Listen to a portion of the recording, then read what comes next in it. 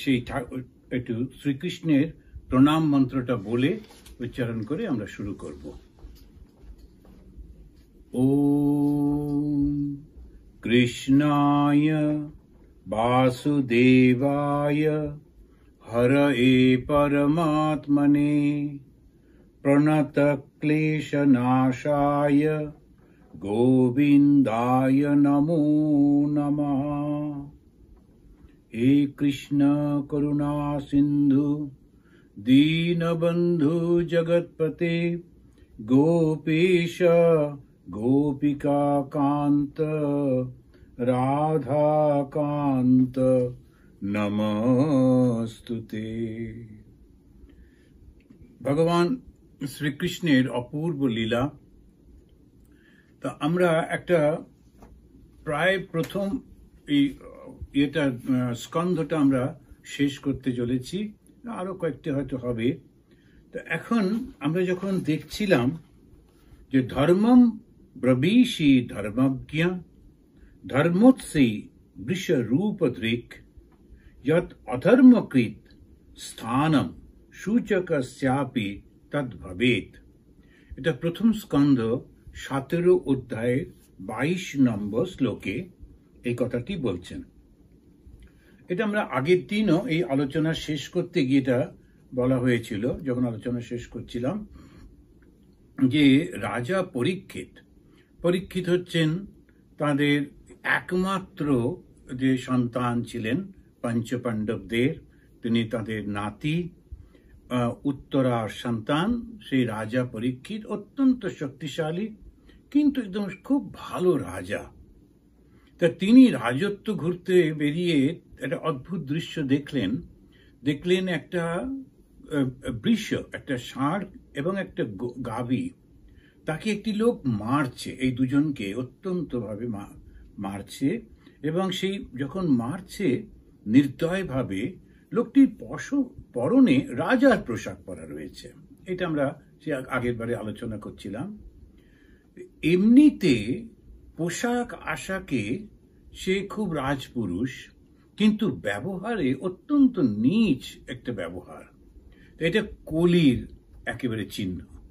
কলিযুগে আমরা পোশাক আশাক এবং বাসস্থানে খুব উন্নত, কিন্তু চিন্তা ভাবনা ব্যবহারে অত্যন্ত নিম্ন, এই একটা দেখতে পাওয়া যাবে। সেই জন্য এই সিম্বলটা সেই আগে ভাগবতে আমরা দেখতে পাচ্ছি। তখন রাজা পরীক্ষিত খুব অবাক হলেন, এ কি কথা, গরু দুটোকে মারছো কেন? তখন ওই গরু দুটোকে উনি জিজ্ঞেস করছেন যে আচ্ছা তোমরা এরকম করছো কেন? তো বৃষকে বললেন, আপনি বলুন তো কি হয়েছে? তখন সেই বৃষ খুব অদ্ভুত একটা উত্তর দিলেন। বললেন, এই যে লোকটি আমাদের মারছে এটা ঠিক, কিন্তু রাজা তুমি বলো, এই কি আমাকে মারছে, নাকি আমার পূর্ব জন্মের সংস্কার, আমার কর্মফল, তাই এর হাতে মার খাবো বলেই আমাকে এইখানে নিয়ে এসেছে, আর এই লোকটিকে আমার সামনে নিয়ে এসেছে। তা আমি কি করে ওকে দোষী বলি বলো দেখি? আমার পূর্বজন্মের কর্মফল হতে পারে। আর একটা কি জানো, কোনো কিছুই তো ঈশ্বরের ইচ্ছা ছাড়া হয় না। তার মানে এই লোকটি যখন আমাকে মারছে, হয়তো বা ঈশ্বরেরই ইচ্ছা যে ও আমাকে সেরকম ভাবে শাস্তি দিক, মারুক। তো না জেনে প্রকৃত দোষী কে? এটা ঈশ্বরের ইচ্ছায় হচ্ছে, না আমার কর্মফলে হচ্ছে, না অকারণে এই লোকটা আমাদের মারছে, এটা আমি বুঝতে পারছি না। ফলে আমি ওকে কেমন করে ওর নামে নিন্দা করব বা তোমার কাছে বলবো যে এই আমাকে মারছে? রাজা দৃষ্টি খুলে গেল। তিনি দেখলেন সত্যি তো, আমরা অনেক সময় না জেনে না বুঝে অন্যকে বলি যে এ আমাদের এরকম করছে। তো সেইটা একটা নতুন শিক্ষা আমরা ভাগবতের এই জায়গা থেকে পাচ্ছি, যে সঠিকভাবে না জেনে কোনো কিছু করা যায় না। তো যখন এই বৃষকে সম্বোধন করে উনি জিজ্ঞেস করেছিলেন, তখন এই বৃষ বললেন যে না জেনে যদি আমি কারুর নামে কিছু বলি, তাহলে যে বলছে সেও কিন্তু নরকে যায়। যে কর্ম যে করছে, খারাপ কাজ যে করছে, ও তো নরকে যাবে, কষ্ট তো পাবে। কিন্তু আমিও যদি কারোর নামে না বুঝে কোনো কথা বলি এবং তাতে যদি তার কোনো ক্ষতি হয়, তাহলে সেই কর্মফলে আমাকেও নরকে যেতে হবে। তো যখন আমরা ধর্মের জীবন আলোচনা করি, ধর্মের কথা আলোচনা করি, তো কত দিক নজর রাখতে হয়। গহনা ধর্মানো গতি বলে একটা কথা আছে, যে ধর্মের গতিটা অত্যন্ত গভীর, অত্যন্ত সূক্ষ্ম। কখন কিভাবে কোনটা হচ্ছে কিছু বোঝা যায় না। এইটা একটা বড় শিক্ষা আমরা আমাদের জীবনে, যে ধার্মিক যে হবে সে কখনো কারুর দোষ দেখবে না। মা শারদামণি দেবীর সেই কথাটি আমরা প্রায় সকলেই জানি। উনি বলছেন, কারো দোষ দেখো না মা। কারো দোষ দেখো না মানে, যদি আমি দোষ দেখি তার মানে ওর ভেতরে ঈশ্বর আছেন, এই বুদ্ধিটা আমার তখন থাকলো না, চলে গেল। তো তার ফলটা আমারই পক্ষে ক্ষতিকর হবে। কারো দোষ দেখো না, এইটা আলোচনাটা এরকম ভাবে তিনি বলছিলেন। এরপরেতে রাজা পরীক্ষিত তখন ওই বিভিন্ন যুগে ধর্মের অবস্থান বর্ণনা করছেন। উনি বলছেন, দেখো ধর্মের যে চারটি স্তম্ভ কি কি? তপ, শৌচম, দয়া, সত্যম। দেখুন, এই ধর্ম, আমরা কত কথা বলি ধর্ম নিয়ে কত লড়াই ঝগড়া। পৃথিবীতে ধর্ম নামেই কিন্তু এত লড়াই, এত ঝগড়া, এত হত্যা হয়েছে, এত অত্যাচার হয়েছে, হচ্ছেও। কেউ বলছে তুমি খবরদার মুখ দেখাবে না বলে সব মুখগুলোকে ঢেকে রাখো বলে মেয়েদের উপর একটা ফতোয়া হলো। আচ্ছা, ওর সঙ্গে ধর্মের কি সম্পর্ক কি জানে, কিন্তু ওই লোকটি পাওয়ারে আছে বলে দিল। কিন্তু বললো না, ধর্মে পড়বে না। আমাদের দেশে একসময় ছিল যে মেয়েরা খবরদার বই পড়বে না বলে একটা তাকে কিনা একটা ধর্ম, এরকম করে কত কি যে হয়েছে। স্বামী মারা গেল, এবারে তাকে জোর করে বউটাকে নিয়ে গিয়ে চিতাতে উঠিয়ে দিচ্ছে, কিনা একটা ধর্ম। কারা সব করেছে কে জানে, কিন্তু ধর্মের নামে এইগুলো সব হতেই থাকে, আসে আর যায়, আসে আর যায়। আসল ধর্মটা কি? চারটে মাত্র জিনিস। তো চারটে পায়ের উপর ধর্মটা দাঁড়িয়ে আছে। ভাগবতে এই হচ্ছে শিক্ষা। তো তিনি বলছেন ধর্মটা কি? তপস্যা করতে হবে। তপস্যাটা কি? মনের মধ্যে যে বাসনাগুলো থাকে, নিম্ন প্রবৃত্তিগুলো থাকে, তার সঙ্গে নিরন্তর লড়াই করাটাই হচ্ছে তপস্যা। সারাক্ষণ ওই যে জপ করে, দীক্ষাটা কেন নেয়? দীক্ষা নেয় কারণ ওই ভগবানের নামটা দিয়ে মনের মধ্যে যে খারাপ চিন্তাটা আছে তার সঙ্গে যুদ্ধ করতে হয়। ঝগড়া চলছে, সারাক্ষণ লড়াই চলছে, আর তাতে একটা উত্তাপ সৃষ্টি হয়। মনের মধ্যে একটা প্রবল খারাপ চিন্তা আসছে, কিন্তু ঠাকুর বলছেন যখন ওই যে গাছে দেখনি যখন পাখিরা এসে বসে, তখন হাততালি দিয়ে গান করলে ওরা উড়ে চলে যায়, তেমনি মনের মধ্যে যদি কোনো খারাপ চিন্তা আসে তখন জোরে জোরে ঈশ্বরের নাম করো, কিংবা অন্তত তোমার মনে সেই গুরু প্রদত্ত বীজ মন্ত্রটাকে জপ করতে থাকো। তা ওইটা হচ্ছে তপস্যা। মনের নিম্ন প্রবৃত্তির সঙ্গে উচ্চ প্রবৃত্তির যে সংঘর্ষ, তাকেই বলছে তপস্যা। তাতে তপ বা তাপ উৎপন্ন হয় বলে তাকে তপস্যা বলে। না খেয়ে থাকা, খালি পায়ে হাঁটা, খালি গায়ে থাকা, এগুলো শারীরিক তপস্যা বটে, কিন্তু এই সত্যি সত্যি তপস্যা। এই তপস্যার ব্যাপারে ভগবত গীতাতে খুব পরিষ্কার করে বলে দিয়েছেন মনের তপস্যা কোনটা, শরীরের তপস্যা কোনটা, তারপরে বাচিক তপস্যা কোনটা, এগুলো সব বলা আছে। এরপর হচ্ছে শৌচম। শৌচ হচ্ছে শুদ্ধতা। তা শরীর এবং মনের শুদ্ধতা। শরীরের শুদ্ধতা সেটা রোজ স্নান করা, ধোয়া কাপড় পরা ইত্যাদিতে শরীরের শুদ্ধতা থাকে। আর মনের শুদ্ধতা হচ্ছে চিন্তাতে। এই শুদ্ধ চিন্তাটা কি? খানিকটা হয়তো সুন্দর গান, মনে মনে গান করছি বা স্তোত্র করছি, বা কোনো একটা কাহিনী চিন্তা করছি, কিংবা কোনো একটা তীর্থস্থানে গেছিলাম, সেই তীর্থস্থানের কথাগুলো চিন্তা করছি। মনটাকে সদা সর্বদা একটা সৎ জায়গায় রাখা, সেটা হচ্ছে মনের পবিত্রতা। দয়া, এটা তো আমরা জানি, সবাইকে ভালোবাসা এবং তাদের জন্য চিন্তা করা, ওটা হচ্ছে দয়া। শুধু নিজের লোকেদের জন্য যেটা করা, ওটা হচ্ছে মায়া। ওটাও দয়া, মানে ভালোই বাসছে, কিন্তু শুধু নিজের লোকদের, তো সেটাকে বলছে মায়া। এবং তাতে করে বদ্ধ হয়, ভগবান শ্রীরামকৃষ্ণদেব বলছেন। কিন্তু দয়া হচ্ছে সর্বপ্রাণীতে, সর্বভূতে। আর একটা হচ্ছে সত্যম, সত্যকে ধরে রাখা। এই সত্যকে ধরে রাখা মানে এক্স্যাক্টলি যেমনটি ঘটেছে সেইটিকেই ঠিক মতো বোঝা এবং বলা। আমরা বেশিরভাগ সময় সেটা করতে পারি না। আমরা কিছু দেখি, কিছু শুনি, তারপরে বলবার সময় আর নিজের মতো করে খানিকটা আবার একটু যে আমাদের ওখানে কোন একটা জায়গায় পড়ছিলাম, মনের মাধুরী মিশিয়ে বলে দেয়। তখন আজকালকার দিনে সেটাকে বলবে ফেসবুক। যখন মনে নিজের মতো করে মাধুরী মিশিয়ে দিয়ে দেয়, তখন সেটা হচ্ছে ফেসবুক। এখন সে খানিকটা মিশিয়ে দিল, ঠিক মতো বলল না, কিন্তু সত্য মানে এক্স্যাক্টলি যেমন ঠিক তেমন। স্বামী বিবেকানন্দের জীবনে সেই ঘটনা। উনি তখন অল্প বয়সের ছাত্র। তা মাস্টারমশাই পড়াচ্ছেন, পেছন দিকে ফিরে তিনি বোর্ডে কিছু লেখাচ্ছেন, আর ছাত্ররা যেমন করে ফিসফিস করে কথা বলছে। উনি যখন ঘুরেছেন, ওর চোখ পড়েছে নরেন্দ্রনাথের দিকে, মাস্টারমশাই, এবং উনি বলছেন, এই নরেন্দ্র, তুমি কথা বলছিলে। আমি বলিনি, অন্য কেউ বলছিল, কিন্তু আমি বলিনি। তখন যেমন মাস্টারমশাই ওকে ডেকে খুব বেত দিয়ে মারছেন। তো হাতে বেতের অনেকটা উনি মেরেছেন, হাতটা খুব লাল হয়ে গেছে, ব্যথা হয়েছে। তিনি বাড়িতে এসে মাকে কাঁদতে কাঁদতে বলছেন, আমি করিনি, কিন্তু কিছুতেই মাস্টারমশাইকে বোঝাতে পারলাম না আমি করিনি। তা আমি করিনি সেটা কেন উনি বুঝতে পারলেন, আমাকে শাস্তি দিলেন। তখন ওর মা বললেন, যত কষ্টই হোক সত্য থেকে বিচ্যুত হবে না। তুমি যে করনি, 1000 বার বললেও ঠিকই মাস্টারমশাই মারছেন, তবু হ্যাঁ আচ্ছা আমি করেছি, আমি সরি, এই কথা বলবে না। ওটাই, আমি করিনি তো করিনি। তো ওই যে সত্যকে ধরে রাখা, আর ঠাকুর বলছেন যে সত্যকে ধরে রাখে সে তো একেবারে ভগবানের কোলে শুয়ে থাকে।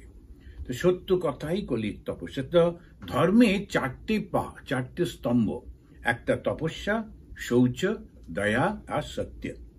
ত্রেতা যুগে, সত্য যুগে 4টেই একদম বরাবর ছিল। ত্রেতা যুগে এসে ওর 25% কমে গেছিল, শ্রী রামচন্দ্রের যুগে। তারপরে যখন তার পরের যুগ হলো দাপর যুগ, দাপর যুগে শ্রীকৃষ্ণের যুগে 50% কমে গেল, এবং কলি যুগে এসে 75% কমে প্রায় না দাঁড়াবার মতো অবস্থা। তো এইরকম যখন এটা রাজা বলছেন, তা বৃষকে তিনি দেখলেন, দেখে বললেন, তুমি সাধারণত নও। তখন বৃষ দেখালেন যে তিনি আসলে ধর্ম, আর ওই গাভীটি হচ্ছে পৃথিবী, ধরিত্রী। পৃথিবীতে একটা অত্যাচার হচ্ছে পৃথিবীর ওপর। পৃথিবীর যারা মানুষ রয়েছে এবং জীবজন্তু রয়েছে, প্রত্যেকের উপর অন্যায় হচ্ছে। তা সেইটার জন্যেই যে ধর্ম, তিনি এসেছেন রাজার দৃষ্টি আকর্ষণ করবার জন্যে, যে দেখো এই পৃথিবীতে যে সৃষ্টিটা ভগবান করেছেন তার উপরে অধর্ম এসে যাচ্ছে, এটা তোমার কাজ, তুমি এটাকে ঠিক করো। ইতি ধর্মম মহিঞ্চৈব সন্তায়িত্বা মহারতঃ নিশাতম আদত্তে খড়গম কলয়ে অধর্ম হেতবে। 28 ভার্সে বলছেন, 17 অধ্যায়ের। যখন এই ধর্ম, যে বিশ্বরূপী ধর্ম, যখন এই কথাটা বললেন, তখন রাজা তার নিজের ধর্ম পালন করবার জন্যে তীক্ষ্ণ খড়গ একটা তুলে ধরলেন। কেননা রাজার কথা হচ্ছে পৃথিবীতে আমি আমার রাজত্বে কোনো অন্যায় যাতে না হয়, ওটা দেখা আমার কর্তব্য। রাজাকে ওই বারবার, যেমন রামায়ণেও দেখছি, ভাগবতেও দেখছি, যে রাজার কর্তব্য হচ্ছে সকলের সুখ, শান্তি, সমৃদ্ধি দেখা, রক্ষা করা। ওকে জবদান করতে বা মন্দিরে গিয়ে বসতে বা তপস্যা করতে কেউ বলছে না, কেন রাজার কর্তব্যই হচ্ছে শুধুমাত্র এইটা, ওটাই ওর ধর্ম। যেমন ছাত্রকালে কাউকে তীর্থযাত্রা করা, উপবাস করা, এই তারপরে পুজো টুজো দেওয়া, এটার কোনো প্রয়োজন নেই। ছাত্রের কর্তব্যই হচ্ছে পড়াশোনা করা। ছাত্রানাম অধ্যয়নম তপ, তো তপস্যাটাই হচ্ছে অধ্যয়ন করা। তো এইভাবেতে এক একটা সময় ধর্মকে বিশ্লেষণ করা হয়েছে। তো ওটা বেশি কনসেন্ট্রেশনটা থাকবে এর উপর। এরপরে আমি মন্দিরে গেলাম, কি যে ধর্মের লোক সেই ধর্মটা পালন করলাম, ওটা ঠিক আছে, ওটা ব্যক্তিগত। কিন্তু বাইরে অতটা প্রচারের দরকার নেই। তার কারণ হচ্ছে রাজধর্ম মানেই হচ্ছে সকলের কল্যাণ বিধান করা। আমার রাজত্বে আমি কোনো অন্যায় অত্যাচার সহ্য করব না, এই বলে রাজা পরীক্ষিত তিনি তীক্ষ্ণ, নিশাতম মানে তীক্ষ্ণ, আদত্তে খড়গম, খড়গটাকে ধারণ করলেন, তরোয়ালটাকে ওঠালেন, যে আমি ওকে শাস্তি দেব বলে। এবারে যখন পরীক্ষিত কলিকে হত্যা করতে যাচ্ছেন, কলি তখন, আমি ওই মন্ত্র ইয়েগুলো আর পড়ছি না, কলি তখন এসে তার কাছে বললেন, আমি আপনার আশ্রয় ভিক্ষা করছি। এখন একটি সবসময় হিন্দুদের মধ্যে এটা একটা ছিল, যদি কেউ আশ্রয় চায় তখন তাকে রক্ষা করতে হবে। এদেশেও এখনো আছে, সারা পৃথিবীতে রয়েছে, বিশেষ করে আমেরিকাতেও দেখা যায়। যদি কেউ অ্যাসাইলাম চায়, আমার প্রাণ সংশয়, আমি কষ্টে পড়ে গেছি, আমাকে অ্যাসাইলাম দাও, সাধারণত সঙ্গে সঙ্গে তাকে অ্যাসাইলাম দেওয়া হয়, রক্ষা করা হয়।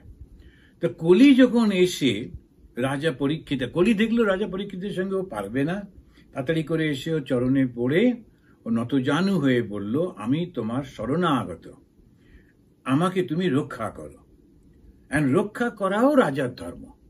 সুতরাং রাজা বললেন, বেশ, আমি তোমাকে তাহলে মারবো না, কেননা তুমি যেহেতু আমার কাছে এসেছো এবং আমার কথা শুনবে বলে কথা দিচ্ছ, কেন আমার রাজত্বে তোমার থাকা চলবে না, আমার রাজত্ব থেকে তুমি চলে যাও। তখন ও যখন বলছেন কেন থাকবে না, কেননা তোমার সঙ্গে সঙ্গে লোভ, মিথ্যাচার, চৌর্যবৃত্তি, অনাচার, স্বধর্ম ত্যাগ, অলক্ষী, কপটতা, কলহ, অহংকার, অজস্র দোষ সমাজে উপস্থিত হবে, তাই তোমাকে এখানে আমি থাকতে দিতে পারি না। 32 এবং 33 নম্বর 17 অধ্যায়ের 32-33 শ্লোকেতে এই একদম পুরো লিস্ট করে বলছেন যে, আর এই লিস্টটাতেই বোঝা যাচ্ছে কলি যুগ এসেছে। বুঝবো কি করে? প্রচন্ড লোভ। এখন যদি আমরা সমাজের দিকে তাকিয়ে দেখি, অল্প বয়সী ছেলে মেয়েরাও ওই একটা করে ছবি তুলে পোস্ট করছে। প্রচন্ড লোভ, কিনা লোকে আমাকে জানুক, প্রচন্ড আমাকে চিনুক। তা এই একটা কেমন যেন হয়ে গিয়েছে, সবাই একদম চতুর্দিকে লোভের শেষ নেই। তো বাবা মাকে ভালো করে দেখবো না, কেননা আমাদের ভালো করে বাঁচতে হবে, এই করতে হবে, ওই করতে হবে। লোভটা আর মিথ্যাচার, চতুর্দিকে সর্বত্র মিথ্যায় ভরে গেছে। আর আমরা ধরেই নিয়েছি মিথ্যা বলাটাই হচ্ছে স্মার্টনেস। তো স্মার্টনেস মানে হচ্ছে তুমি অন্যকে ঠকিয়ে দিলে, সে বুঝতে পারলো না তুমি আসলে কি বলতে চাইলে, এসব করে মিথ্যা বলছে। চৌর্যবৃত্তি, অন্যের চিন্তা অন্যের লেখা থেকে লিখে নিজের নামে প্রকাশ করা প্রচুর হয়ে থাকে। একাডেমিশিয়াতে এটা প্রচন্ড হয়। তো যারা এই রিসার্চ করছেন, ওই স্টুডেন্টের লেখাগুলো নিয়ে প্রফেসর যিনি নিজের নামে পাবলিশ করে দিচ্ছেন, এগুলো হতেই থাকে। মনেই করেন না কোনো অন্যায় হচ্ছে বলে। এগুলো সব কলির লক্ষণ। অনাচার, যেটা আচার, যেটা হওয়া উচিত সেটা না হওয়াকে বলে অনাচার। তো যেমন যে বড়রা ছোটদের করবে, তাদের স্নেহ করবে, তাদের রক্ষা করবে, তা এইটা হচ্ছে আচার। কিন্তু সেটা যখন না হয় তখন সেটাকে বলে অনাচার। এই অনাচার হবে। স্বধর্ম ত্যাগ, আমার যেটা কর্তব্য সেটি না করে আরেকটি কিছু করবার জন্য ব্যস্ত হয়ে পড়া, তাকে বলে স্বধর্ম। আর নিজের কর্তব্যটা না করা, সেটা হচ্ছে স্বধর্ম ত্যাগ। তো এই স্বধর্ম ত্যাগ, অলক্ষী, খুব দারিদ্র আসবে, সেজন্য কোনো জায়গাতেই কোনো ভালো কিছু হবে না। প্রচন্ড দরিদ্রতা থাকবে, চিন্তাতে, ভাবনাতে, অর্থনীতিতে, সমস্ত জায়গায়। আর কপটতা, খুব চালাকি থাকবে, ঝগড়া কলহ তো থাকবেই, তার সঙ্গে অহংকার, আসল যেটা, তার থেকে সবকিছু, এই অহংকারটাও থাকবে। তাহলে কলি সম্পর্কে একটা বিস্তারভাবে ছবিটা আমরা পেয়ে গেলাম, যে রাজা যখন পরীক্ষিত যখন ওকে বলছেন যে আমি তোমাকে থাকতে দেব না, তার কারণ তুমি যদি থাকো তাহলে এই রকম সমস্ত ঘটনাগুলো আমার দেশে এসে যাবে। তাই তোমাকে থাকতে দেব না। তা সুত তখন ঋষিদেরকে শোনাচ্ছেন। ভয়ে কাঁপতে কাঁপতে কলি তখন বলছে, হে রাজন, এই পৃথিবীর কোনো একটা জায়গায় তো আমাকে থাকতে দিতে হবে। তা তুমি যেখানে নেই এরকম জায়গা তো আমি খুঁজে পাচ্ছি না। কেননা ও তখনকার যে রাজত্বটা, তাদের বিশাল বড় রাজত্ব ছিল। তা কলি বলতে চাইছে যে তোমার রাজত্বটা এত বড়, আমি কোন জায়গায় যাব? যেখানেই যাচ্ছি দেখছি তোমার রাজত্ব, আর তুমি বলছো তোমার রাজত্বে থাকা যাবে না। তো আমি কোথায় যাব? তাহলে তুমিই বলে দাও। 36 নম্বর শ্লোকে এই কথাটি বলছেন, সমস্ত ভূখণ্ডই তো আপনার অধীন, তাহলে আমি কোথায় যাব? তন্মে ধর্মভৃতাম শ্রেষ্ঠ স্থানম নির্দিষ্টুম অর্হসি। তুমি ধর্ম পালন যারা করে, ধর্ম যারা পালন করে তাদের মধ্যে শ্রেষ্ঠ। একটু প্রশংসা সূচক বাক্য বলছেন, ধর্মভৃতাম শ্রেষ্ঠ। ধর্মভৃতাম মানে যারা ধর্ম পালন করে, যারা সত্যকে ধরে রাখে, যারা সকলকে সাহায্য করে ইত্যাদি। তা তাদের মধ্যে তো তুমি শ্রেষ্ঠ। তা তুমি তন্মে স্থানম নির্দিষ্টুম, তুমি আমার জন্য একটা জায়গা বলে দাও। অর্হসি, আর আপনি আমাকে বলে দিন। যত্রৈব নিয়তা বৎস্য অতিষ্ঠান এষতে অনুশাসনম। তো আমি যেখানেতে ভালো করে চিরন্তন থাকতে পারি। তো কলি প্রার্থনা করলো, রাজা তুমি তাহলে আমাকে বলে, কেন আমি ঠিক করতে পারছি না কোথায় যাব। তা তুমি আমাকে বলে দাও, কেন তুমি হচ্ছে ধর্ম পালন করো, তুমি জানো এটা আমার চরিত্র, আমি কোথায় গেলে আমার মতো করে থাকতে পারবো। এখন যারা খুব মদ খায় তাদেরকে বলা হলো একটা ড্রাই কোনো স্টেটে গিয়ে থাকো, পানিশমেন্ট হয়ে যাবে। তো বলবে, স্যার না, এটা হবে না, আমাকে এমন একটা জায়গা দিন। আচ্ছা ঠিক আছে, এই স্টেটটা যদি ড্রাই হয়, তার গায়ে কাছাকাছি আর একটা স্টেট যদি থাকে, ওই বর্ডারে থাকতে দিন, টুকটুক করে বর্ডার থেকে গিয়ে ওখানে খেয়ে আবার এখানে চলে আসবো, এরকম একটা কিছু করবো। এখন সেই রকম ভাবে ও বলছে যে আমার চরিত্রটা তো আপনি জানেন, আমি এসব করবো, কলহ হবে, ঝগড়া হবে, এটা হবে, তা আমার চরিত্র তো আমি বদলাতে পারবো না। আপনার রাজত্বে আবার এগুলো আপনি করতে দেবেন না।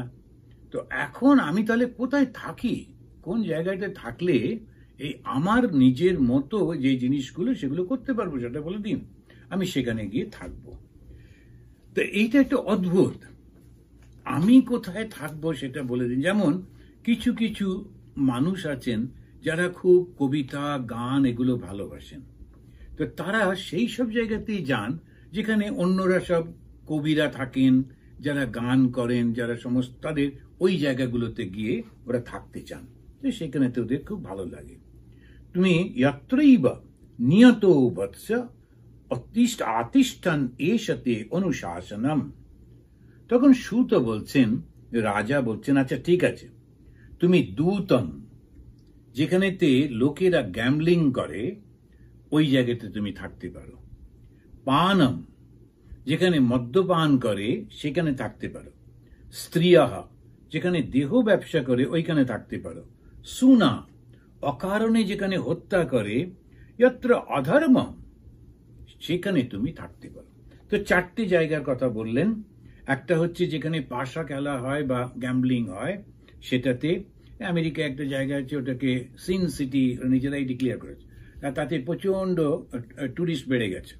তো সিন সিটি বলাতে সবাই বলে আছে দেখে আসে, আমিও গিয়ে একটু দেখে এলাম যে সিন সিটিটা কি জায়গা, খুব সুন্দর জায়গা, সাজানোর জন্য খুব ভালো। তবে হ্যাঁ, একটা করে বড় বাড়ি আছে, ওর মধ্যে ওরা সবাই মিলে নানা রকমের পয়সা করে দিয়ে খেলা টেলা করে। এখন এই দূতম, পানম, স্ত্রিয়, সুনা, অকারণে হত্যা করে যেখানেতে, এই সমস্ত জায়গাগুলোতে, যত্র অধর্ম চতুর্বিধা, এই যেখানে অধর্ম হয় এই সব জায়গাতে তুমি গিয়ে থাকো। আপনারা অনেক সময় দেখতে পাবেন যে কিভাবে অকারণে হত্যা করে কোনো মানুষ, তাকে কিরকম ভাবে একটা দেখেছিলাম, আমি জায়গাটার নাম বলছি না, কেননা ওই দেশটা লোকগুলোর নামে দোষ হবে, কিন্তু কোনো কোনো কারণ ঘটেছে, তা কাকা ভাইপোকে মারছে, একটু একটু করে মারছে ওরই বাড়ির সামনে, আর সমস্ত পাড়ার লোকেরা তারা চারপাশে ঘুরে দাঁড়িয়ে আছে, এমনকি বাচ্চারা ওই পাঁচিলের ওপর বসে বসে একটা খুব সুন্দর খেলা হচ্ছে এরকম করে দেখছে। ভাবা যায় না, মানে ওই দৃশ্যটাতে মানে ওই একবার দেখলে 3 দিন ঘুম হবে না, এত কষ্ট লাগে। কিন্তু অকারণে ওইভাবে হত্যা করছে, চতুর্দিকে অধর্ম করছে। তা ওইটা হচ্ছে কলির জায়গা। তা কলি ওখানে খুব নিশ্চিন্তে থাকে, কারণ ওর নেচারের সঙ্গে ওটা মিলে যাচ্ছে। ও বললো আমি এখানে তো খুব ভালো থাকবো। তারপরে বলল যে এই 4টে মাত্র জায়গা, আর একটু কিছু আর কয়েকটা জায়গা দিলে।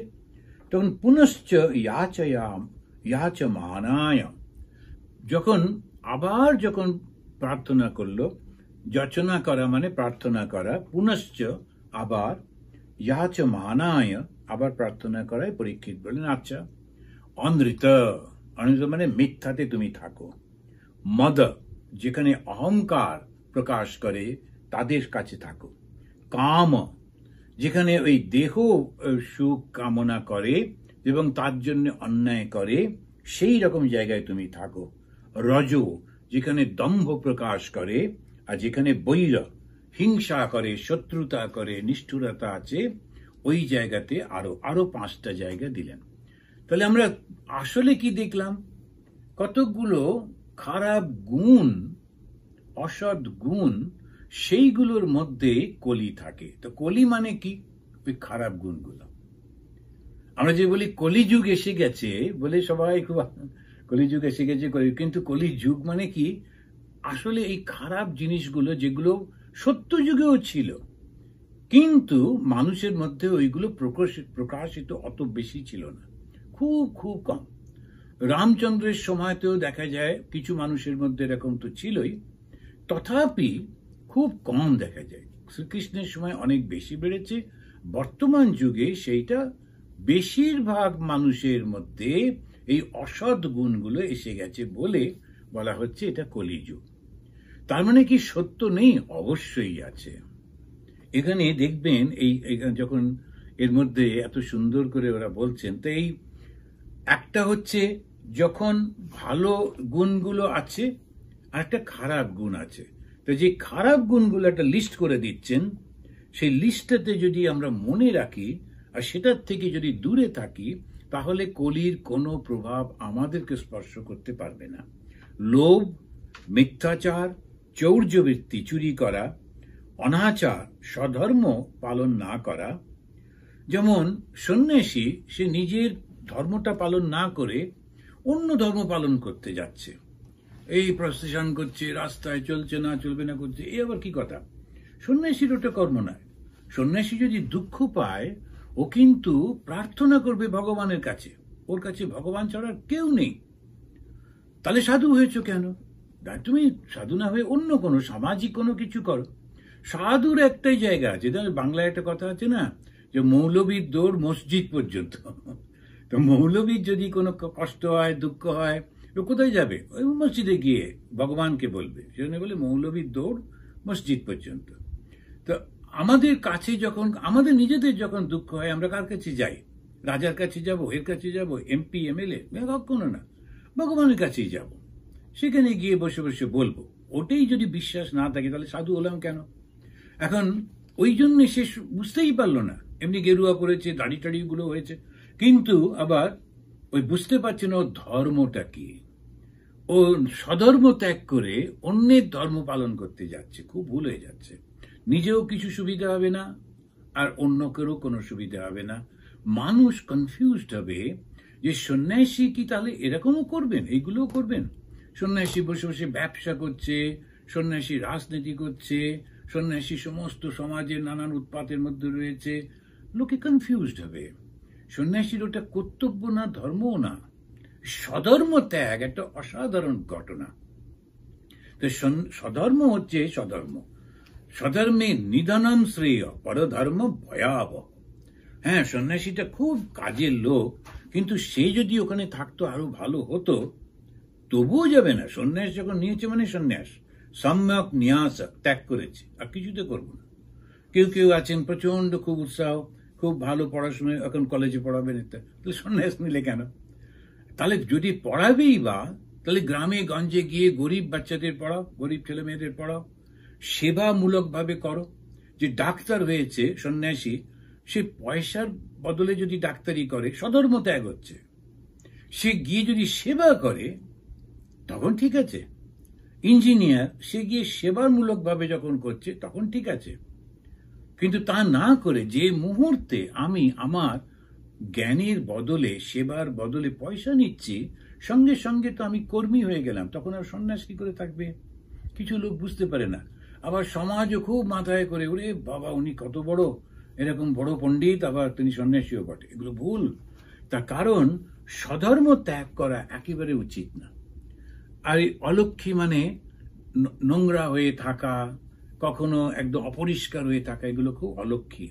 তা কপটতা, সবসময় সত্য কথা না বলে মিথ্যা বলা, এমন ভাবে বলা সত্য হতে পারে মিথ্যাও হতে পারে, নিজের কাজটা করবার জন্য এগুলো করা, ঝগড়া করা, কলহ, অহংকার। আর তার সঙ্গে সঙ্গে এখানে বলছেন দূতম পানম স্ত্রিয় সুনা, আরো বলছেন অনৃত মদ কাম রজো বৈর।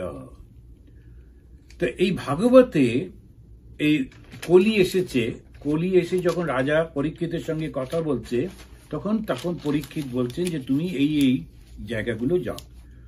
যদি আপনি দেখেন 16 চ্যাপ্টার ভগবত গীতাতে ভগবান কৃষ্ণ তিনি অর্জুনকে বলছেন আমি তোমাকে দুটো গুণের কথা বলি, একটা হচ্ছে সদ্গুণ আর একটা অসদ্গুণ। তো সদ্গুণের কথা তিনি 3টে শ্লোকে বলে দিলেন, আর অসদ্গুণের কথা 4র্থ শ্লোক থেকে শুরু করে পুরো চ্যাপ্টারটাতেই অসদ্গুণ। কেন? কেন এইগুলো ভালো করে বুঝে বলতে এটা করব না। কোন একটা খারাপ লোক সেও কিন্তু আমাকে একটা শিক্ষা দেয়। কি শিক্ষা দেয়? আমি ওরকম হব না। যখন কোনো কিছু খারাপ দেখছি, খারাপ লোক কোনো কিছু করছে, তখন সেও আমার শিক্ষক। সেই শিক্ষাটা কি দিচ্ছে? নেগেটিভ তার কাজগুলো থেকে আমি এটা করব না বলে ঠিক করতে হয়। ও কেন করছে বলে আমরা উৎসাহিত হলে ও ধর্মপথের লোকও নয়, ওর বুদ্ধিটা অত পরিষ্কার নয়। পরিষ্কার হচ্ছে আমি তো ধার্মিক হব, আর এই জগৎটা এরকম চলতেই থাকবে। সমস্ত জগৎ অসাধারণ, সবাই আনন্দে থাকবে, সুন্দর থাকবে, কোনোদিন হবে না। এক জায়গায় দুঃখ আর এক জায়গায় কষ্ট আর এক জায়গায় এই আনন্দ, এরকম থাকতেই থাকবে। তো স্বামীজি বলছেন এটা হচ্ছে রুম্যাটিজমের মতো। হাঁটুটার একটু ব্যথা করছিল, রুম্যাটিক ছিল, তো সেরে গেলে খুব খুশি হওয়া, তারপর দেখা যাচ্ছে যে ঘাড়ে চলে এসছে, কাঁধে চলে এসছে, আবার ওষুধ সেটা গেল, তো আবার আর একটা যায়, কিছুতেই যায় না শরীরের কোনো না কোনো জায়গায়। তেমনি কোনো জায়গায় ভালো হচ্ছে তো কোনো জায়গায় খারাপ।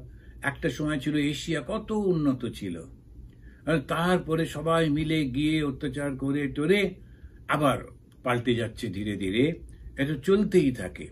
চক্রবাত পরিবর্তন্তে সুখানিচ দুঃখানিচ, সুখ এবং দুঃখ এ ঘুরতেই থাকে। তো একবার কোনো সুখ আসে মানেই যে চিরন্তন সুখ না, এটা খুব ভুল। কিন্তু যেই সুখটা আসে সবাই ভুলে যায়, তবে এই বাস আমি তো একদম ঠিকই আছি। কিন্তু আবার কিছুদিন পরে একটা দুঃখ এসে হাজির হয়ে যায়, তখন আর সেটাকে সামলানো যায় না। সুখানিচ দুঃখানিচ, ওইটা মনে রাখতে হয়। এবার পরীক্ষিত তখন ওই তপস্যা, শৌচ, দয়া প্রভৃতি গুণগুলি পুনঃপ্রতিষ্ঠা করলেন। রাজা পরীক্ষিত তিনি তাকে ওকে বললেন তুমি এই এই জায়গায় গিয়ে থাকো, তাতে আমার আপত্তি নেই। ওই লোকগুলো তারা নিজেদের মধ্যে মারামারি করবে, ঝগড়া করবে, করুক, তুমি ওদের মধ্যে থাকো। কিন্তু যারা ভালো লোক তুমি খবরদার তার কাছে যাবে না, তাদেরকে কোনো রকম তাদের গায়ে হাত দেবে না, কোনো রকম ইনফ্লুয়েন্স করবে না। ওর রাজি হয়ে কলি চলে গেল। রাজা তখন আবার নতুন করে তপস্যা, শৌচ, দয়া প্রভৃতি গুণগুলো প্রতিষ্ঠা করলেন, এবং যতদিন তিনি রাজত্ব করছেন ততদিন কোথাও কলির প্রভাব পড়েনি। উৎসৃজ্য সর্বত সঙ্গম জিজ্ঞাতা তাড়িত ঈশ্বর সত্য, তো এটা হচ্ছে বিজ্ঞাতাজিত সংস্থিতি, বিজ্ঞাতাজিত সংস্থিতি। তো ঈশ্বর সত্য, জগৎ মিথ্যা, এইটা জেনে বিজ্ঞাত আজিত সমস্থিতি, বিজ্ঞাত তিনি জানলেন। কি জানলেন? ঈশ্বরই সত্য আর এই জগৎটা মিথ্যা, এটা জেনে তিনি এবারে ত্যাগ করছেন। হঠাৎ করে সুত সে জানাচ্ছে, সুতো এই পুরো গল্পটা সুত বলছে। এখন সেই সুত জানাচ্ছে পরীক্ষিত হঠাৎ করে সব কিছু ত্যাগ করছেন। উৎসৃজ্য, উৎসৃজ্য মানে ত্যাগ করলেন। কি ত্যাগ করলেন? সর্বত সঙ্গম, সমস্ত সঙ্গটা ত্যাগ করছেন। করে বৈয়াসকে জহৌ শিষ্য গঙ্গায়াম স্বাম কলেবরম, তিনি ব্যাসদেবের পুত্র সুখদেবের কাছ থেকে দীক্ষা নিয়ে তার শিষ্য হয়ে গঙ্গার ধারে নিজের শরীর ত্যাগ করবার জন্য গিয়ে বসলেন। এখানে সুত হঠাৎ করে এই কথাটা ঋষিদেরকে শুনিয়ে দিল যে একটা হয়ে গেল। এবারেতে যারা ভালো লোক, যে তাদের কখনোই কলি স্পর্শ করতে পারবে না। সেই কারণেতে এরকম সবকিছু যখন হয়ে গেল, হঠাৎ একদিন রাজা সমস্ত কিছু ত্যাগ করে গঙ্গা তীরে তিনি এসে বসলেন এবং সুখদেবের কাছ থেকে শিষ্যত্ব গ্রহণ করলেন। দীক্ষা বা শিষ্যত্ব গ্রহণ এটা ধর্মজীবনের অঙ্গ। তা না হলে ধর্ম লাভ করা যায় না। তাই আমরা দেখি ভগবান শ্রীরামকৃষ্ণ দেব, তিনি তো স্বয়ং ভগবান, তথাপি তিনি যখন যে পুজোটা করছেন সেই ব্যাপারে একজন করে গুরু নিচ্ছেন। তিনি যখন ওই বৈষ্ণবদের কাছ থেকে দীক্ষা নিলেন, তারপরে কালী মন্ত্রে দীক্ষিত হলেন এবং তিনি করলেন। আবার বেদান্ত মন্ত্রে দীক্ষা নিচ্ছেন। একটা সময় তিনি সুফি ধর্ম, ইসলাম ধর্ম পালন করছিলেন, তখন তার কাছ থেকে দীক্ষা নিলেন। প্রত্যেকটা সময় একজন করে গুরু করছেন এবং অদ্ভুতভাবে যে গুরুর মধ্যে যে ত্রুটিগুলো ছিল সেইগুলোকে সংশোধন করে তার জীবনটা ধন্য করে দিচ্ছেন। ভৈরবী ব্রাহ্মণী কিংবা তোতাপুরী, ওদের মধ্যে একটু একটু তোতাপুরী শুধু মনে করতেন জ্ঞানটাই একমাত্র, ভক্তির কোনো প্রয়োজন নেই, সেটাকে উনি কারেকশন করে দিলেন। আবার ইনি মনে করতেন ভক্তি একমাত্র, জ্ঞানের প্রয়োজন নেই, সেটাকেও তিনি ঠিক করলেন। তো এইটা আমরা দেখতে পাই ভগবানকে কিন্তু গুরুকরণ করছেন। তো এই রাজাকেও দেখলাম তিনি গুরু বলে বরণ করছেন ব্যাসদেবের পুত্র সুখদেবকে। এই সুখদেব আমরা একেবারে যখন এই পাঠ শুরু করেছিলাম তখনই বলেছিলাম ব্যাসদেব তিনি এটি রচনা করেছিলেন নারদের কথাতে। নারদ বললেন তুমি এটি করো, তোমার মনে শান্তি আসবে। তখন তিনি ভাগবত কথা করলেন। কিন্তু ভাগবত কথা প্রচার করতে গেলে খুব সমস্যা ছিল। কেন? তখনকার দিনের সমস্ত মানুষ তারা নিরাকার ব্রহ্মের কথা জানতেন এবং তাকেই ধ্যান করতেন। এই দ্বৈত এইটা একেবারে তখন মানতে পারত না মানুষ, বেশিরভাগই জ্ঞান পথের মানুষ। কিন্তু সাধারণ মানুষের কাছে জ্ঞান পথটা বুঝতে পারত না, কিন্তু ও ছাড়া আর উপায় নেই বলে ওটা করত, কিন্তু ওদের ভেতরে আনন্দ হতো না এবং আধ্যাত্মিক জীবনে কোনো সফলতা আসতো না। এবারে নারদ এসে বললেন তুমি এরকম ভাবে শ্রীকৃষ্ণের জীবনী নিয়ে তৈরি করো। ব্যাসদেব করলেনও, কিন্তু কে প্রচার করবে?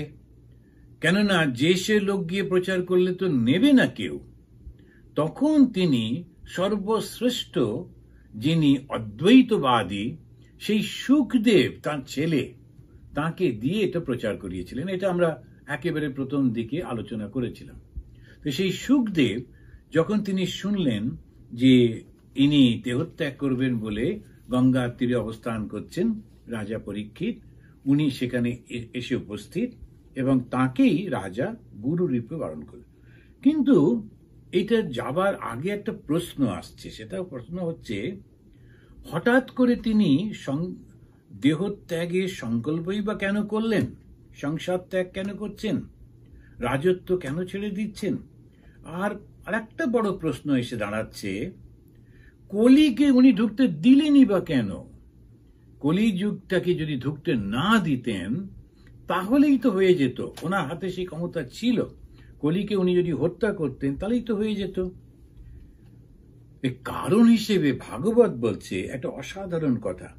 তিনি বলছেন কুশলানি আশু সিদ্ধন্তি, কলিযুগে সৎকর্ম চিন্তা মাত্রই ফল দেয়।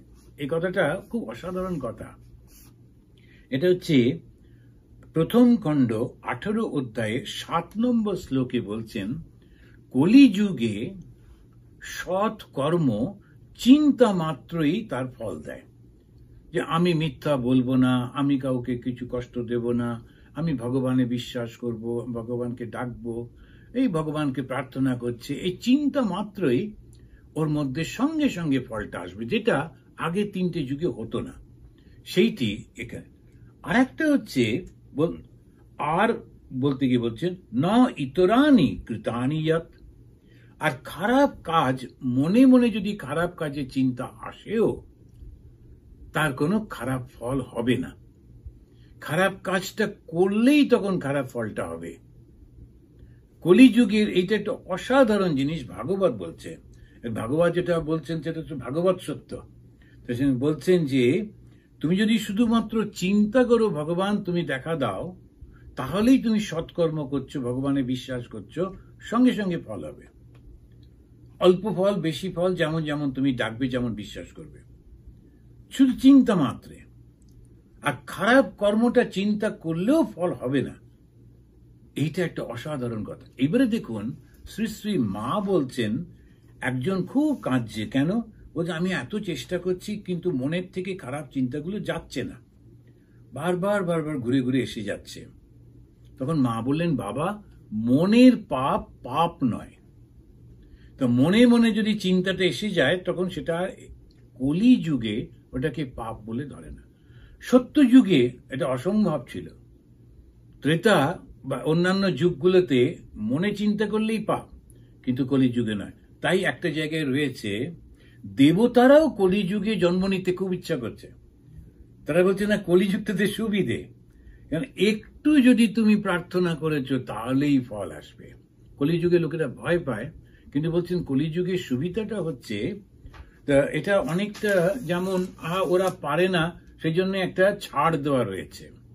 আর কলিযুগে চতুর্দিকে এত বেশি প্রলোভন, আকর্ষণ, মায়ার জালটা এত দিকে পাতা রয়েছে, কোনো উপায় থাকে না। পকেটে করেই পুরো জগৎটা নিয়ে ঘুরছি তো, সুতরাং সারাক্ষণ নানান রকমের চিন্তা ভাবনা চলে। এখন যখন স্বামী বিবেকানন্দ ছিলেন, যেই সন্ধে হলো আর তো কোনো কাজ নেই, তখন হয় ধ্যান করো, বই পড়ো, কিছু একটা।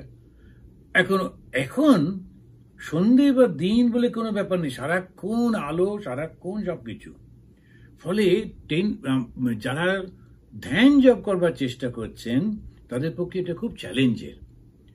এই কলিযুগে ওই জন্য ছাড় দেওয়া হয়েছে। তো রাজা বললেন, যারা সৎ জীবন যাপন করবেন, কলি তাদের স্পর্শ পর্যন্ত করতে পারবে না। কলিযুগের মধ্যে থাকলেও তাদের কোনো কষ্ট হবে না। কলিযুগে সৎকর্ম চিন্তা মাত্রই ফল পাওয়া যায়, আর অসৎকর্ম ইতরানি কৃতানি ইয়াত। ইতরানি মানে খারাপ কাজ, কৃতানি করলে তবে হবে। মনে মনে আমি ওই লোকটিকে মারবো বললে কোনো পাপ হচ্ছে না, না বলাই ভাবো, কিন্তু রাগ হলো তো কি করা যাবে। এখন রাগ হয়ে যখন মনের মধ্যে মনে হয় যে লোকটিকে মারবো, এ করবো, সেটাতে পাপ হচ্ছে না। এটা একটা অসাধারণ কথা বললেন। এই মায়ের কথাটাই যেন আমরা দেখতে পাই। তারপরেই বলছেন 18 নম্বরে 8 নম্বর শ্লোকে, বিচার বুদ্ধিযুক্ত সৎ মানুষের কাছে কলি যেতেই ভয় পায়।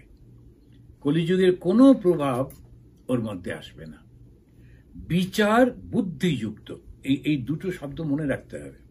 বিচারটা কি? ভালো কিসে হবে সেটা বুঝতে পারা। আমরা বেশিরভাগ সময় একটা ওই চতুর্দিকে শুনি, দেখি, আর তাতেই প্রভাবে চলে যাই। কিন্তু দেখতে হবে যে না, এটা সত্যি সত্যি ভালো হবে কি হবে না।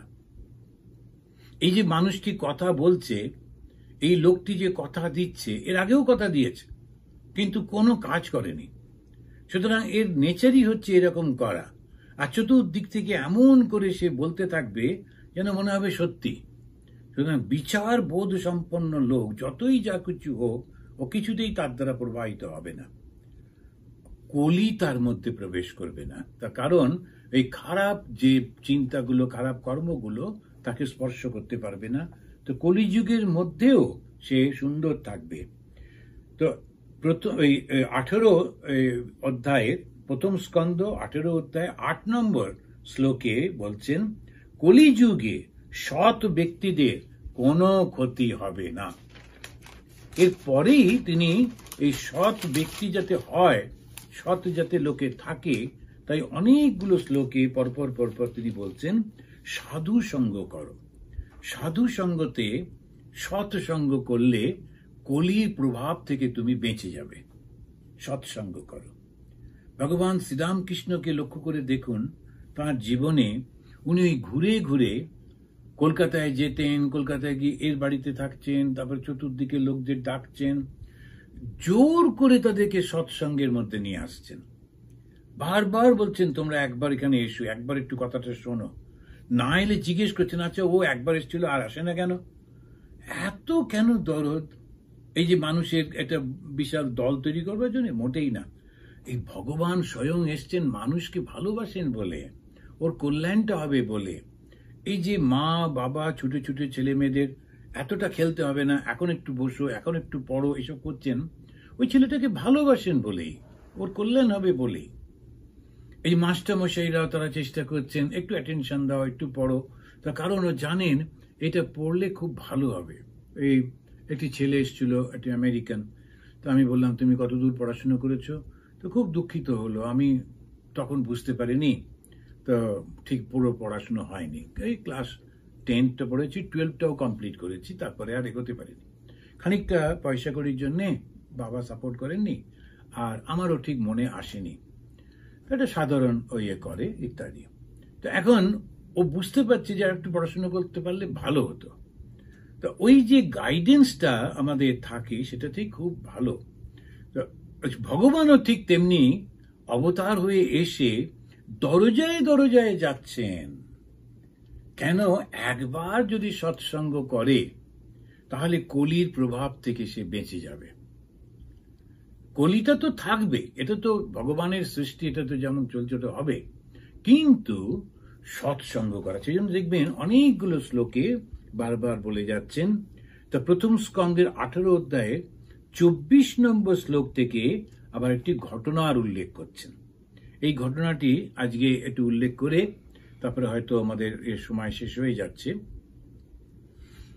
তো সাধু সঙ্গ কাকে বলে? যেখানেতে যে যার সঙ্গে, যার কথাবার্তায়, যার চালচলনে, যাকে দেখলে ভগবানের কথা মনে পড়ে, ভালো করতে ইচ্ছা হয়, ওইটা হচ্ছে সৎসঙ্গ। যখন কারুর কথা শুনে তখন হিংস্রতা এসে যায়, কারুর উপর রাগ হয়, কারুর উপর ঘৃণা হয়, সে গেরুয়া পরা সন্ন্যাসী হোক, সন্ন্যাসিনী হোক, আর যত বড়ই বাবাজি হোক না কেন, তাকে ত্যাগ করা ভালো। কারণ আমার মনের মধ্যে এমনিতেই ঈর্ষা, দেশ এইসব রয়েছে, আবার আরেকজন এসে সেটাকে ফ্যানিং করছেন, আরেককে বাড়িয়ে দিচ্ছেন, তার মানে ওটা মোটেই সৎসঙ্গ হচ্ছে না। তা সৎসঙ্গ হচ্ছে যার কাছে গেলে ভালোবাসাটা, সবার প্রতি ভালোবাসা, সকলকে সেবা করা, সকলকে ক্ষমা করা, সকলকে দয়া করা, এই সমস্ত দৈব গুণগুলো যার মধ্যে যখন আমি অনুভব করি, যার কথাতে, যার সঙ্গেতে, কোম্পানিতে, ওটা হচ্ছে সৎসঙ্গ।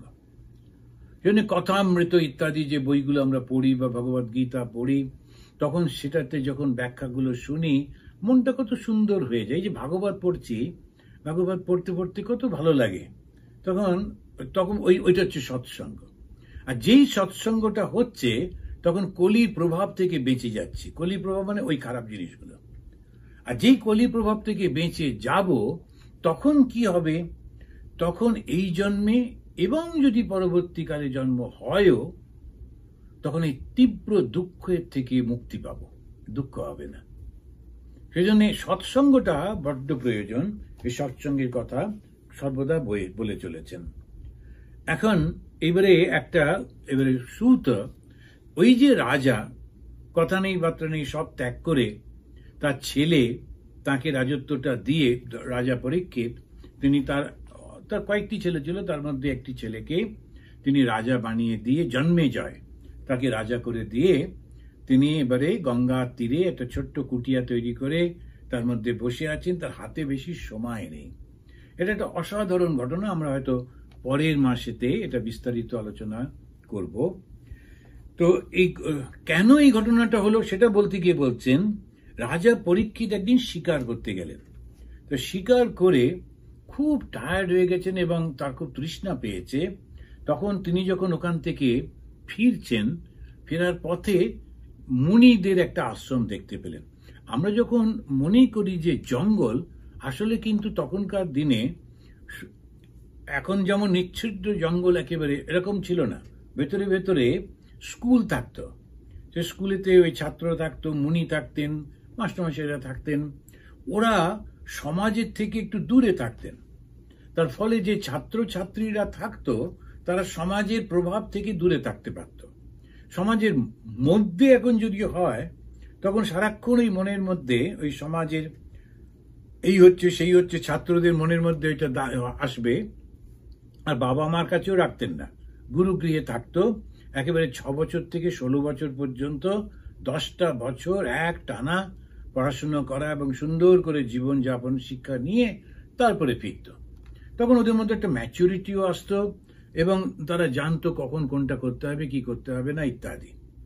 তো এরকম ভাবে ওরা, উনি যখন ঘুরতে ঘুরতে একটা ওরকম দেখলেন মুনিদের আশ্রম, তো উনি ওখানে ঢুকলেন। তো ঢুকে দেখছেন একজন মুনি বসে আছেন চোখ বন্ধ করে। রাজা পরীক্ষিত খুব ভালো মানুষ, কিন্তু ভীষণ খিদে পেয়েছে আর জল তৃষ্ণা, মরে যাচ্ছেন। তখন ওকে বারবার বলছেন আমাকে একটু জল দাও। আর এই মুনি তখন সমাধিতে রয়েছেন, ওর শরীরটা তখন বোধ নেই। ফলে রাজার ধৈর্যটা থাকলো না, খুব রেগে গেলেন। উনি তখন চলে যাচ্ছেন, কিন্তু যেতে যেতে বিনির্গচ্ছন, চলে যেতে যেতে ধনুষ্কষ্টা, ধনুর যে বউ ছিল তার ধনুটার অগ্রভাগ দিয়ে গতাসুম উগরম, গতাসুম মানে মৃত, উগরম মানে হচ্ছে সাপ, নিধায় তিনি করলেন মুনির গলাতে ওটা পরিয়ে দিয়ে চলে এলেন রেগে মেগে। আচ্ছা তুমি ধ্যান করছো তো ঠিক আছে, শিবের মতো বসো। তো শিবের গলায় একটা সাপ থাকে, সেই জন্য একটা মরা সাপ পড়েছিল। তো জঙ্গলের মধ্যে তো হতেই পারে। তো সেই সাপটাকে তুলে ওর গলাতে দিয়ে, ঘোড়ার পিঠেই বসেছিলেন, নিচে ওই সাপটাকে দেখে ওই ধনুর আগাটা দিয়ে তুলে ওর গলাতে দিয়ে চলে এসছেন। দারুণ ভুল হয়ে গেল। তখন এই ভুলটা কেন হলো? ওই মুহূর্তে ওই রাজা, এত বড় রাজা হওয়া সত্ত্বেও, শুধু শারীরিক কষ্টের জন্য নিজের ক্রোধটাকে সংবরণ করতে পারলেন না।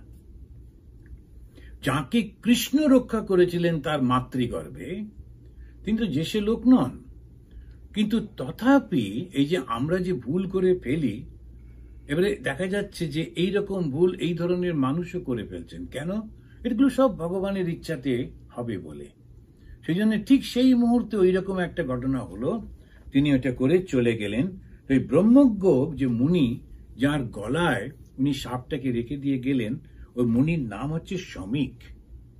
আর তার একটি অতি তেজযুক্ত বালক, বালক মানে যার বয়স 12-র বেশি হয়নি, 12 বছরের উপরে সে তার বয়স হয়নি, এইরকম যে, কিন্তু তার মধ্যে তপস্যার প্রচন্ড তেজ ছিল। সেই বালকটি, তার নাম হচ্ছে শৃঙ্গী। এটা মেনশন করে দিচ্ছেন, বলে দিচ্ছেন। শৃঙ্গী ওর বন্ধুদের সঙ্গে খেলা করছিল কোনো জায়গায়। এবারে যখন রাজা ওইটা করে চলে গেলেন, ওই আশ্রমের অন্যান্য যারা ছিলেন তারা সেটা দেখে, এই ঘটনাটা আলোচনা হচ্ছে, করতে করতে ওই বন্ধুদের কানেও পৌঁছেছে এবং বন্ধুরা ঠাট্টা করে বলছে যে তোর বাবার গলায় রাজা একটা মরা সাপ দিয়ে চলে গেছে। এখন সেইটা ওর ভীষণ অপমান হয়েছে। তারপরে পরবর্তী কতগুলো শ্লোকে সে বলছে যে ক্ষত্রিয় যারা, তারা অর্থ এবং বাহুবলের জন্য ব্রাহ্মণদের অপমান করছে। ওরা ভাবছে শ্রীকৃষ্ণ নেই বলে ওরা যা খুশি করতে পারে, ভাবছে ব্রাহ্মণদের শক্তি নেই, ব্রাহ্মণদের শক্তি শেষ হয়ে গেছে, আমি দেখিয়ে দেব ব্রাহ্মণের শক্তি আছে কিনা। দুজনেই ভুল করছেন, একজন ব্রাহ্মণ আর একজন ক্ষত্রিয় রাজা। ক্ষত্রিয় রাজা তিনি তো সাধারণ রাজা নন, অসাধারণ রাজা পরীক্ষিত। তিনি ভুল করলেন কি? ক্রোধের জন্য। আর এই বালক এও ভুল করছে কেন? ক্রোধের জন্য। ও এসে বাবার সঙ্গে কথা বলতে পারত, কি তা করল না। ও ওইখানে যেই মুহূর্তে শুনেছে ওর বন্ধুরা হাসি ঠাট্টা করে বলছে যে তোর বাবাকে এরকম করে দিয়েছে, তখন প্রচন্ড, এখন ছেলেদের বাবার প্রতি একটা প্রচন্ড শ্রদ্ধা থাকে, বাবা এবং মা। কেউ যদি কোনো অপমানজনক, এখন ভাইকে অপমান করলো বা কিছু কিছু অতটা মনে হয় না, কিন্তু বাবা মাকে অপমান করলে প্রচন্ড রাগ হয়। তো আমার অল্প বয়সেও আমি একটা অন্যায় করে ফেলেছিলাম। আমার খুব বন্ধু, তো এরকম আমার পেছনে বসেছিল ক্লাসের মধ্যে, আর বসে এরকম কথা হচ্ছে তো করে। তো আমি একটু ছোটবেলা থেকেই মোটা সোটা, তো কেউ কেউ এরকম খ্যাপাচ্ছে, বলছে যেরকম। তখন ও হঠাৎ করে বলল তোর বাবাও মোটা, এরকম কিছু একটা বলেছে। বাবার চেহারাটা বড় সড়ো ছিল ঠিকই, কিন্তু আমার হঠাৎ খুব রাগ হলো। আমাকে মোটা বলছে ঠিক আছে, কিন্তু ও আমার বাবাকে কেন বলবে? আমি পেছন ঘুরেই ওকে একটা ঘুষি মারলাম, চিন্তা না করেই, আর ওর ঠোঁটটা কেটে গেল। আর তখন আবার বক্সিং শিখতাম, 5-6 পড়ি, কিন্তু খুব কায়দা করে একটা ঘুষি মেরে দিয়েছি। আর বক্সিং শিখলে কি হয়, কাকে মারবো একটা ইচ্ছা হয়, এত কিছু ঘুষি শিখছি। তো জায়গায় ওই একটা অন্যায় আমি করেছিলাম, এখনো পর্যন্ত মনে মনে দুঃখ হয়। সেই ছেলেটা এখন কোথায় থাকে কি জানি, কিন্তু আমি খুব একটা অন্যায় করে ফেলেছিলাম। কিন্তু হয় কি, ক্রোধ এমন একটা জিনিস, আর ওই বাবার কথা এরকম সব বললে টললে খুব স্বাভাবিক হয়ে যায়। শৃঙ্গী এক্স্যাক্টলি তাই হলো। যেই মুহূর্তে শুনল বাবাকে কেউ অপমান করেছে, রাজাকে চিনত, ওই দেশেরই রাজা, তখন ও বলছে, ওই রাজার মনে হচ্ছে যে ও যা খুশি করতে পারে, ব্রাহ্মণের শক্তি নেই। আমি তোমাদেরকে বলছি, এই রাজাকে আমি বুঝিয়ে দেব ব্রাহ্মণের শক্তি কি। আমরা আজকে এই পর্যন্ত থাকি। এই শৃঙ্গীর যে অভিশাপ, সে যে কি ভয়ঙ্কর একটা অভিশাপ দিয়েছিল। আর ওই ছোট্ট ছেলে, 12 বছরের ছেলে, বালক, কিন্তু তার মধ্যে এই রকম শক্তি ছিল, সেই অভিশাপটা সত্যি সত্যি কাজ করলো। তো এখন আমরা এই পর্যন্ত শেষ করি। কিন্তু একটা জিনিস আমরা বুঝতে পারছি, ক্রোধ অতি ভয়ঙ্কর। সেজন্যে ক্রোধ যাতে না আসে সেইটা মনে রাখতে হবে। আর ক্রোধ আসে কেন? কোনো একটা ভালোবাসা, কোনো একটা চাওয়া, সেইটা পাচ্ছি না বা তার কোনো ক্ষতি হচ্ছে, তখনই ক্রোধটা আসে। যাকে আমি খুব সম্মান করি, ভালোবাসি, যেমন বাবা বা মা, তার কোনো কষ্ট হচ্ছে, তখনই ক্রোধটা আসে। আর আমি কিছু চাইছি কিন্তু পেলাম না, তখন ক্রোধ আসে। তা ক্রোধ হচ্ছে কামেরই আর একটা অংশ। তো কাম যখন পূরণ হয় না, তখন ক্রোধ আসে। আর যেই মুহূর্তে ক্রোধ আসে, তখন ঠাকুর বলছেন তুমি চণ্ডালে পরিণত হও। ক্রোধ চণ্ডাল। চণ্ডাল মানে তার কোনো ধর্ম থাকে না, তখন তার মধ্যে মনুষ্যত্ব থাকে না। তখন সে শুধু ওই একটাই মনে করে, আমি কেমন করে ওকে শাস্তি দেব বা কেমন করে এটা পাবো। এই করতে গিয়ে বেশিরভাগ জায়গায় ভুল হয়ে যায় মানুষের, শুধু ক্রোধ থেকে। তো ওইটা আবার একটুখানি আমরা আলোচনা করব।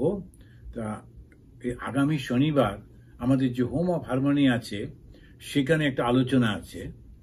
সেটা হচ্ছে যে দুঃখের কারণ কি, আর দুঃখ থেকে কি করে মুক্তি পাওয়া যায়, এটার উপরে একটা আলোচনা। তো এইটাও সমস্ত এর মধ্যে আলোচনাগুলো আসবে।